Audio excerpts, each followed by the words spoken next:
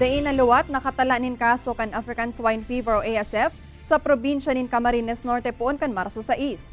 Sigun kay Provincial Agriculturist Elmer Nagera, formal na anunsyo na sa nakan Department of Agriculture na ASF rin na ang probinsya ang pigahalat. Pigtatapos na sa naman subot ngunyan ang nagpapadagos na environmental sampling o swabbing sa mga barangay na naapektaran kan ASF. May pirang lugar pa kaya subot ang pigahalat, partikular ang Banwaan in Labo na di pa nakakatapos kan sa indang sampling matapos na mawaraan sa indang swab samples. Sa oras na makumpleto na ang environmental sampling, asin magluwas na negatibo na sa ASF virus ang mga lugar na tinamaan, ededeklara ng ASF-free ang probinsya, asin dagos ng pagtugot namang mag-atama ng sentinel animals o limitadong numero ng mga urig. Medyo maganda ang takbo na ng